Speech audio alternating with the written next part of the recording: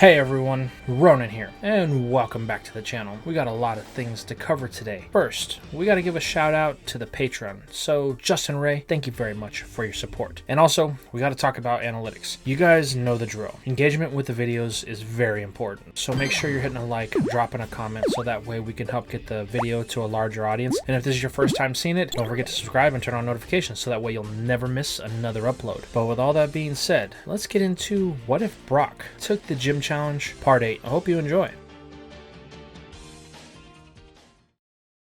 We begin today's episode with Brock and Joe as they are in the midst of training. They've made it all the way to Route 4 on their journey back to Turrfield, and we catch up with them as they are in the middle of a battle with two of their newest Pokemon, Joltik and Chewtle, but they're the only ones that we see here. They have been on their own for a couple of days now, as Jazelle, without any warning, decided to leave in the middle of them heading to Turrfield. She left in the middle of the night without giving them any warning or giving them any sign that she was ever going to actually leave, but the way they see it, they're better off, as the girl was nothing but a headache to them. But this is where we pick up between Joe and Brock as words are exchanged while Chewtle and Joltik are exchanging blows. Joe asks why Brock hasn't been using Carkle to train the entire time they've been on their way back to Turrfield. He responds that he had a lot of time to train with Peony inside of the Galar Mines with Carkle, and the last time he faced Milo he was forced to use Gyarados, and things didn't go too well. It was my mom's strongest Pokemon, but my dad hasn't done anything with it since she passed, so as her son I will honor her memory by taming it and use it in battle eventually.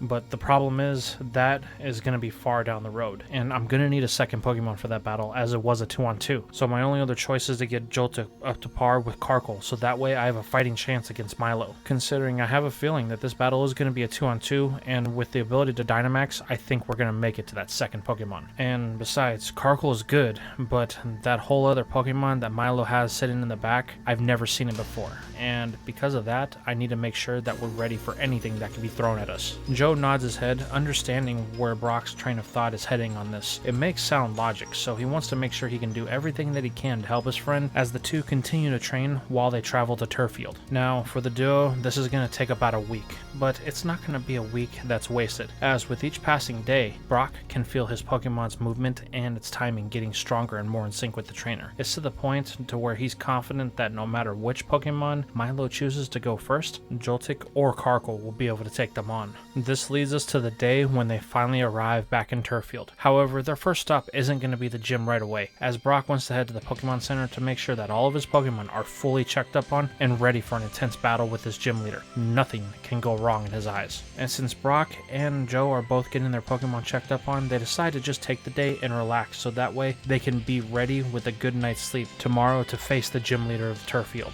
That night, while Joe and Brock are both eating, they get on the topic of the actual school, with Brock asking exactly what's going to be Joe's plans when they're all done with this. I mean, is he going to actually go back to the academy? To which the boy says yeah. I mean, he does have another 3 years worth to finish out, and if he can get his degree from the Pokemon Institute, then that'll give him a frontline pass to face the Kanto Pokemon League, which is something he's always wanted to do since he was a little kid. Yeah, but you don't find that boring, sitting behind the desks trying to study all day and learn battle techniques? I'd much rather be out here in the field actually doing it, Brock says. I feel like we've learned so much more just in the couple of weeks we've been in Galar than in the entire year that we spent back at the academy. While Joe acknowledges there are benefits to being out in the field and actually doing things for your own, he feels like that he gains the most value out of his time with Pokemon in a structured setting, a classroom setting, somewhere where he can have direction from people that have been doing it far longer than he has. However, there is one thing that the boy can't disregard, and that's the pure freedom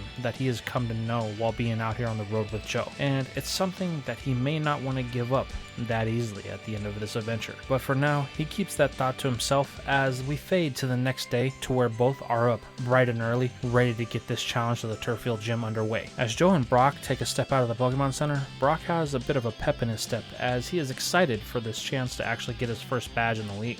This is it, he says. I can feel it. Nothing is going to go wrong today, as they walk down the pathway that leads to the gym. However, unfortunately, that thought that Brock had is going to be proven severely wrong when Then the gym comes into view, and there is somebody that they didn't think they would see again standing right in front of the gym. That being the girl that followed him out here, Jazelle. While Brock does acknowledge her presence, he doesn't really care that she is here. The only thing that he asks is that she steps aside so that way he can enter the gym and make his challenge. However, this is where he's going to find out that it's not going to be that easy, as Jazelle blocks the road, demanding that Brock give her a battle. If she wins, then he will give up this foolish endeavor and they will go back to the academy, where they can right all of the wrongs that have happened and things can return to normal. And she can get her life back. Oh, and let's not forget Brock and Joe. They can get their lives back as well. But if Brock wins, then she'll leave and they'll never see her again. Wait, that's crazy, Joe says. Why would he agree to such stupid terms? He has no reason to. After all, he's already here in Galler.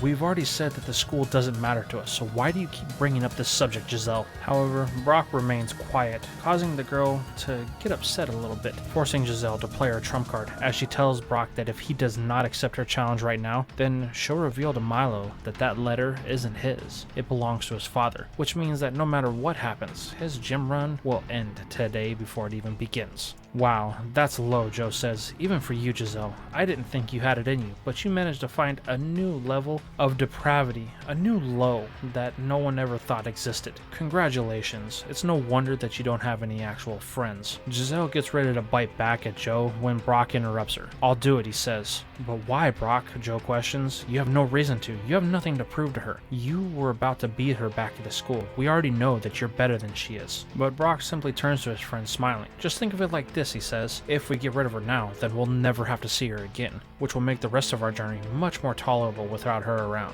While the comment from Joe irritated Jazelle slightly, the comment from Brock actually hurt, causing the girl to act out in anger, demanding that Brock take his position. They're doing this battle now so that way she can drag him back to the academy and put him back on the lowest run where he belongs. Brock simply smiles. You're not going to win this, Jazelle, and I hope there's no hard feelings after you lose, as in his mind, she's going to use Marowak, and she's going to expect him to use Karkle. Now, while Karkle does have the better chance of beating Marowak, Brock decides that he's going to change it up again, as he holds Joltik's ball in his hand while he walks to farther into the field, so that way they can have some space for their battle. However, as Jazelle takes a few steps back so that way they can have a bigger space, she is on the same wavelength of thinking that Brock is on, deciding to go with something new that Brock has never battled before. With Joe acting as the referee, both of them choose their Pokemon, revealing to be Joltik and Farfetch'd, much to the surprise of each trainer. This is where it's revealed that Jazelle had this planned all along. That's why she left, so that way she could train with Farfetch'd a little bit and get to know its style, as it being a fighting type and not a flying made her second guess her abilities to handle the Pokemon. But after the last week or so of getting to know it, she feels confident in its abilities to take down whatever Brock has to offer. However, Brock is in the same position, as Joltik has shown tremendous growth in the last 7 to 10 days, even learning a few new moves. That is the reason why he chose the electric bug in the first place. However, their time for thinking and talking is over, as the commands are given to each one of the Pokemon and the battle begins. While the battles between Brock and Jazelle in the past have been rather intense, this one is a little bit less so, as each of the Pokemon are still fairly new to their trainers, so they're still getting their bearings on how intense they can get inside of battles. With the only real advantage that Joltik has here is that it has been able to engage in battles with Joe and Choodle during their training.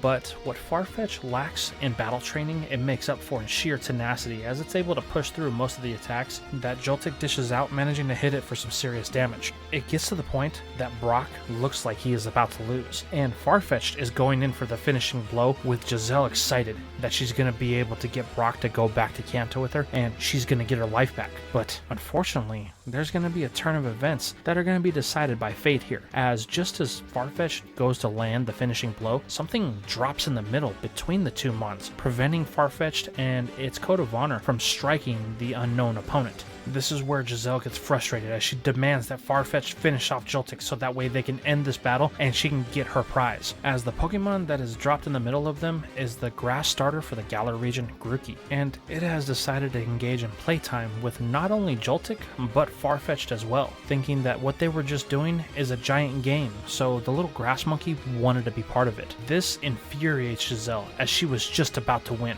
but Joe declares the battle as a draw, due to both combatants being unable to continue to battle because of ill-timed events, should we say. Wait, that's not fair, Jazelle says. I was about to win. But Joe says his decision is final. There is no winner or loser in this battle, so she's just gonna have to accept this. Wait, Brock, come on, you're not gonna accept this, are you? We have to finish our battle. You're not one to just let things hang in the air like that, but Brock tells Jazelle that they don't have a choice. It looks like this little Grookey is gonna not give them any other options but to play. So, like it or not, neither one of them are gonna get what they want. And because Brock wasn't expecting another Pokemon battle besides the gym battle, he decides that they're gonna have to head back to the Pokemon Center to where he can get Joltik looked up on so that way it can be ready for their gym battle, which means it's gonna be another day's delay, but that's not that big of a deal to our hero. So, Brock, Joe, and Joltik all decide to head back to the Pokemon Center with Grookey in tow, as it's taken quite a fondness to the bug type, leaving Jazelle standing there with Farfetch, now more infuriated than ever. She had planned this out over the course of the last 10 days, and nothing could have gone wrong. She was ready to win that battle and put Brock in his place, and get them back to Kanto, where they all belong. And now, things have just been thrown to the wayside by this random grass type. It's so infuriating, and the girl is gonna have to deal with it before she can get things back on track.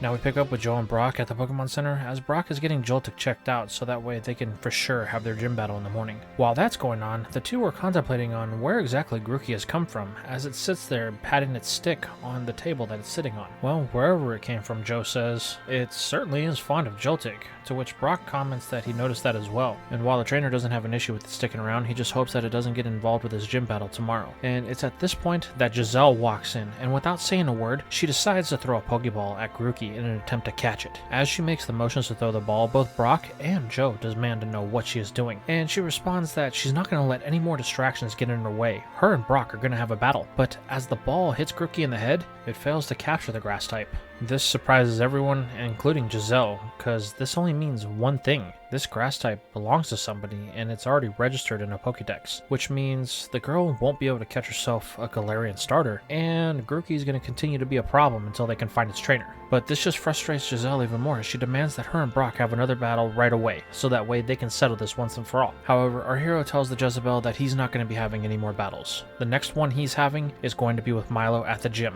so it's tough luck. Jazelle's just going to have to deal with it. He then turns as his name is called to come pick up Joltik, before he wants to get something to eat and settle in for the night. This just leaves Jazelle standing there alone once again, as the frustration continues to build with inside the girl. The next morning, after a good hearty breakfast and a good night's sleep, Brock and Joe, and reluctantly Jazelle, find themselves at the turrfield gym, as Brock is mentally preparing himself with the rematch of the gym leader. As the boy pushes on the door, he's greeted by the gym leader himself, Milo. However, Milo tells Brock that he will not be accepting his challenge if they're going to have the same result as before. If Brock uses the Gyarados inside of their battle and he hasn't been able to tame it, then he will disqualify him from the battle. Brock tells the grass type specialist not to worry. He doesn't plan to use Gyarados. He actually has other Pokemon with him, so that way they can have a true 2-on-2 with no interruptions. Milo gives the boy a stern look over before making his decision. Alright, I'll accept your challenge, but know this, if you lie to me and you decide to try and use Gyarados, I will have your sponsorship revoked and you will be kicked out of the league. Brock tells Milo he has no problem with this, and he also apologizes for the previous battle that he had. He wasn't ready and he wasn't expecting Dynamax, that's why he resorted to Gyarados, knowing full well that he couldn't control it. But this time, it'll be different. Very well, Milo says, follow me, as he leads them out to the battlefield to where him and Brock can finally cut loose for real. The stipulations of this battle are going to be the same as before. They will both only be allowed 2 Pokemon, and only Brock can use substitutions. The winner will be declared when one side is out of Pokemon to use. Brock is fully aware of this, and he's also expecting what Milo's first Pokemon is going to be, that Flapple that was able to take out Gyarados. However, as the flags are waved to start the first battle, Brock gets a big surprise when Milo doesn't revert to the Pokemon that he thought he was going to use, as he sends in something that is known as Eldegoss. This catches Brock a little off guard. However, it's not something that's completely outside of the realm of his control, as it doesn't change what his lead was going to be, as he decides to go with Joltik. However, what happens next is going to throw him a little bit for a loop, as Milo wastes no time, immediately activating his Dynamax ban, immediately triggering the process to convert his Eldegoss into a gigantic monster. The first moves haven't even been exchanged yet, and the deck seems to already be stacked against Brock. However, he's not going to let this slow him down, as he sees one thing that's going to give him a slight advantage in this matchup. However, this is a theory that he's going to have to test in real time, as Milo gives the first command, ordering a max strike from his Eldegoss. This is where Brock orders Joltik to use a string shot. However, the electric bug doesn't use it to bind Eldegoss, rather to evade the attack. As Eldegoss begins to make the movements to drive its hand down on top of the bug, it shoots a webby string to the other arm that's pulling away, pulling the bug with it and allowing it to completely evade the attack. Just what Brock thought. Eldegoss may be big and powerful, but it seems like it's a little slow, and he's going to have to use Joltik's small size to his advantage, as he orders the bug to use a bug bite. This is here that we hear Eldegoss let out a brief shriek. It's not a cry of pain, more of a cry of annoyance, as it can feel Joltik sinking its fangs into its arm. This is where Milo orders another max strike in order to try and squish the bug in the process. However, once again, Brock uses the same strategy, ordering another string shot that pulls Joltik out of the way, just in time. And this is where Brock is going to reveal the full totality of his entire plan, as before he gives Joltik another command, he reveals on his wrist something that Milo didn't expect him to have, the Dynamax ban that he got from Professor Magnolia. So, when you said you've been training, you really have been training, haven't you? That's right, Brock says, as he initiates the Dynamax process for his bug, allowing Joltik to obtain the monstrous size that Eldegoss has. Now begins a true clash of the titans, as Dynamax energy swirls throughout the stadium and both trainers give their commands. For Milo, it's a simple one, as he knows grass-type moves won't be very effective here, so he calls for another max spike. However, Brock is currently in the driver's seat of this battle, as he orders Joltik to fire off a max flutterby.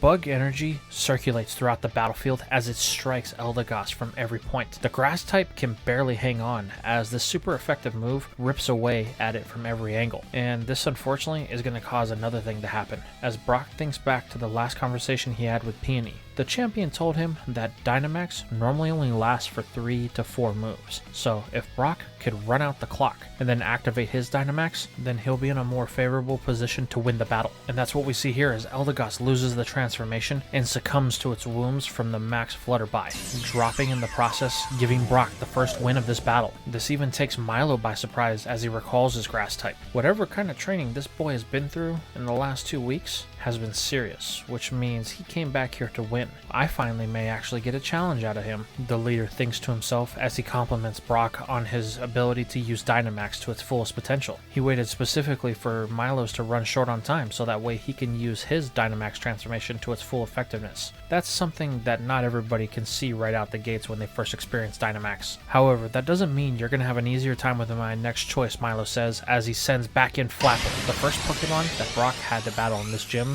and the one that he lost to. However, Brock is feeling pretty confident in this scenario, as he does have Joltik and 2 more turns at least on Dynamax. So, with the type advantage plus the size of his Mon, he's feeling pretty confident that he'll be able to end this as quickly as possible. However, Brock's going to find out real quickly why the gym leaders of Galar are considered to be some of the strongest across the world, as their ability to adapt on the fly is revealed here when Milo uses Brock's own strategy against him, as he orders Flapple to evade any oncoming attack by using Dragon Dance to increase its speed. Now, while the first one isn't enough to make the Dragon type outpace the max Flutterby, the second one does give it a bit more speed, and while it doesn't take as much damage, it does minimize the attack that it does take, and this runs out the clock on Brock's Dynamax, transforming Joltik back down to its normal size. And unfortunately for the bug, Flapple is there waiting, firing off a Dragon Pulse. The last thing Brock can do before it takes the attack is order a String Shot in an attempt to try and slow it down, as Joltik falls to the Dragonic move, bringing the battle to a 1v1.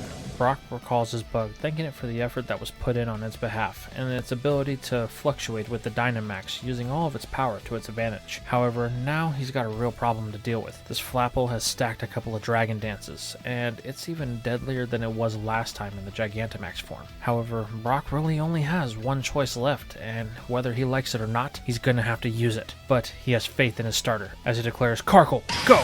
Emerging from his ball, Karkle stares down Flapple, as the last time they saw each other, it it was as Karkle was falling in defeat to the Dynamax Pokemon. However, this time, things are more on an even playing field from the Brock type's perspective, and with all the training that it's been able to do against Peony, both Brock and Karkle are feeling pretty confident in their abilities to possibly take Milo down here and win their first badge of the Galar region. As the final battle begins, Karkle wastes no time in executing a flame charge at the command of Brock. However, Flapple isn't going to give the rock type an easy battle here, as it is on the attack with a seed bomb from the command of Milo. Luckily, the rock type has enough defense to pull through from the superpowered attack before it's able to connect with Flapple, causing some decent damage from its fire type based move. However, this is going to have a secondary side effect, as it's going to allow Karkle to increase its speed, allowing it to move slightly faster than before.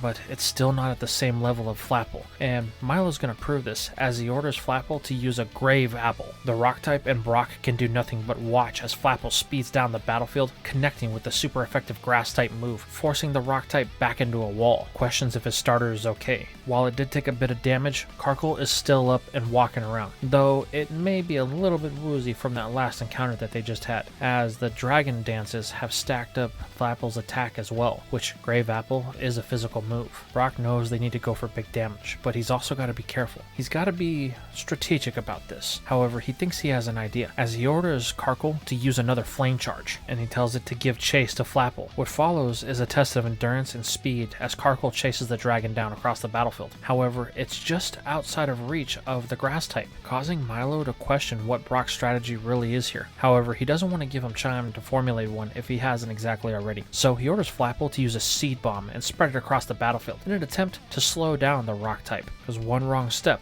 could be the end of this battle. But Brock isn't going to let this slow them down, as he orders Karkle to stop using a flame charge. The rock type halts its attack right in the middle of the dispersed area, which means that it's going to have a tough time moving around. However, Brock orders one simple move from his starter, as he commands for an iron defense to raise its physical prowess and bulk. Milo's unsure of what Karkle or Brock has up their sleeve, but he's a bit concerned when he sees Brock call for a secondary iron defense, as the rock type increases its defensive prowess once more. Not wanting to get in close, as he feels like this is going to be a bit of a trap, he orders Flapple to use a Dragon Pulse. However, this is where we see Brock's plan come to fruition, as he orders Karkle to sidestep it, but it ends up triggering one of the seed bomb traps that were laid across the battlefield. However, Karkle, with its increased speed and defense, is able to just outlast the blast, causing a terrain of smoke to envelop the area, blocking Flapple's view of its opponent. This is where Milo hears it, as Brock calls for another flame charge. Suddenly, the rock type bolts down the battlefield with a trail of explosions behind it as it charges in the direction of Flapple, as it had remained stationary in an attempt to try and find the rock type. And this situation has put Milo and Flapple in a compromising position, as the dragon type is beginning to slow down due to its fatigue because of the battle that it had with Joltik and the max flutter buys that it took. This is going to force the grass type gym leader to go on the offensive, as he orders another Grave Apple. At this point, it's going to come down to who has the best defense. However, this is where the second part of Brock's strategy comes to fruition, as with the stacked iron defenses, it has literally turned Karkle's body into a weapon, as it slams into Flapple, giving it the ability to use Smackdown, knocking Flapple into the battlefield below and getting it caught in one of its own seed bomb traps. Milo can do nothing but watch as his dragon tries to evade any damage from the explosion. However, this is where Brock is back on the offensive again, as he orders Karkle in with the rapid spin. The rock type begins to spin at a high rate of speed, throwing all of its weight into the dragon type, driving it into the battlefield, triggering another one of the seed bomb traps that Flapple is forced to take head on with no protection, bringing this battle to an end, as Brock's rock-type starter stands over the dragon victorious, signaling that it's ready for more. Milo can't believe it. This boy actually was able to beat him. The grass-type leader recalls Flapple, thanking it for the effort that it put in, and then presents Brock with the grass badge, telling him that the amount of progress he's made has been astounding, and if he continues to grow like that, then he may actually be able to make it all the way to the end of the Galar League, which excites the leader, because that means they're going to get a chance for a rematch, to which puzzles Brock a bit. However, this is when Milo hears the balls of the Wooloo throughout the gym, as they're a bit rustled up over the whole battle that just happened. So he has to excuse himself, telling Brock good job, and he hopes to see him again someday, before he heads off to deal with his sheep Pokemon. This just leaves Brock and the other 2 trainers as we fade over to the Pokemon Center, with Brock getting his Pokemon looked at and Joe questioning where they're gonna head to next. Brock says that they're going to Hulberry, that's the closest gym, and he's excited. He wants to ride this high as long as possible. But unfortunately for Brock, he's gonna be hit with Captain Buzzkill as Jazelle makes her presence known one more time, demanding that they have their battle. And this is where we're going to end things for now. So tell me, how did you feel about this part? How did you feel about Brock's effort in the gym battle that he got to have? Do you think he fully understands the nuances of Dynamax, or does he still have some more to learn? What about Jazelle? Is she going to get the opportunity to actually battle Brock like she wants to and convince him to go back to Kanto to save her own skin? And what about Grookey? Why has it followed Brock and the rest of his friends all the way to Turrfield? And is it going to play more of a role in future events? Let me know what you guys think in the comments down below.